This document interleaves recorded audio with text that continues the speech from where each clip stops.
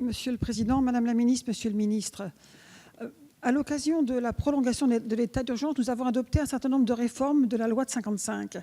Cette réforme avait plusieurs objectifs: adapter l'existant aux exigences renforcées au cours de la Ve République de l'état de droit et apporter des mesures nouvelles en lien notamment avec les nouvelles technologies qui ont changé à la fois la vie des gens en général, la nôtre, la vôtre, celle de tous nos concitoyens, mais aussi, malheureusement, faciliter et changer l'organisation des réseaux terroristes, leurs méthodes de communication et leur influence et capacité de nuire. À cet égard, nous avons notamment modifié le régime des perquisitions administratives afin de pouvoir accéder aux données informatiques présentes sur tout support informatique se trouvant dans le lieu perquisitionné, qu'il s'agisse d'un ordinateur, d'un téléphone ou d'une console de jeu, avec la possibilité de copier les données en présence d'un officier de police judiciaire.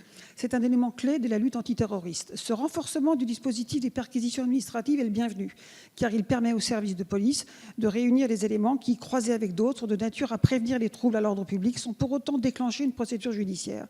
Si les services de police se sont emparés de ce nouvel outil qui a été mis à leur disposition, ils n'ont pas manqué d'en souligner les limites en indiquant que la copie des données informatiques n'est pas totalement satisfaisante, puisque les fichiers effacés ne peuvent être récupérés sur une copie, alors qu'elles peuvent être récupérées sur les fichiers sources des disques durs initiaux.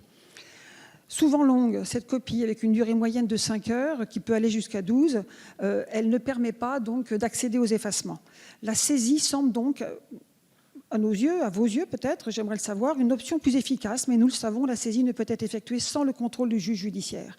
D'autres mesures ont par ailleurs été adoptées, la possibilité de bloquer des contenus informatiques, la dissolution d'associations et de nouvelles mesures pour renforcer les liens entre les opérations de police administrative et leur traduction judiciaire.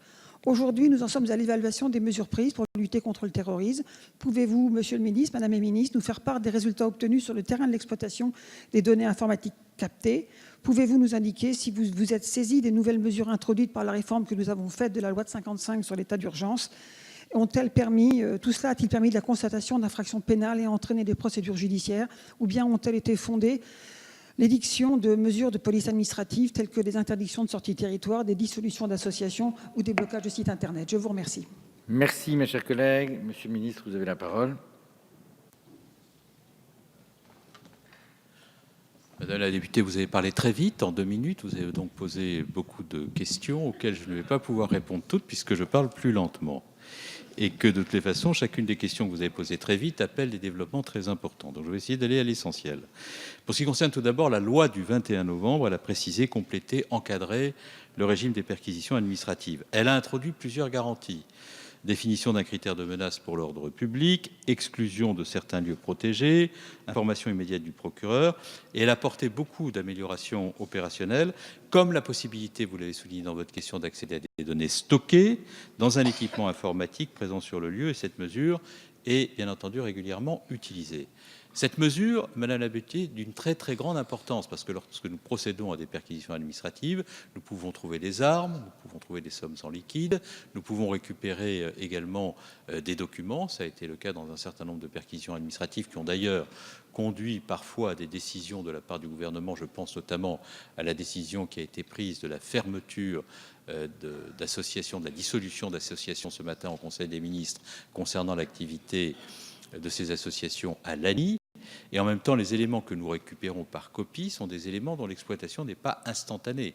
Quand vous récupérez des éléments informatiques stockés sur des moyens numériques, il faut que le travail d'investigation puisse aller à son terme, que l'ensemble des enseignements tirés par la collecte de ces éléments puissent être optimisés de manière à ce que nous puissions éventuellement aller au-delà de la perquisition en procédant éventuellement à l'interpellation d'autres individus, parce que ces éléments récupérés peuvent justifier de relations entre des individus qui sont à l'origine d'actes de radicalisation ou susceptibles de passer à l'acte et d'éventuels complices. Donc le dispositif que nous avons mis en place est un dispositif qui permet de récupérer ces données, qui permet d'exploiter ces données. C'est la raison pour laquelle il est trop tôt pour faire le bilan de ce que nous avons pu identifier comme élément à caractère terroriste, parce qu'il faut le temps de cette exploitation. Ce que je peux simplement dire d'ores et déjà aujourd'hui, c'est que lorsqu'on regarde la seule question par-delà les perquisitions de moyens numériques des armes récupérées, nous avons récupéré en l'espace de 2 mois 500 armes, et sur ces 500 armes, il y avait une cinquantaine d'armes de guerre. C'est-à-dire que nous avons récupéré en 2 mois la moitié du volume d'armes de guerre que nous récupérons en un an.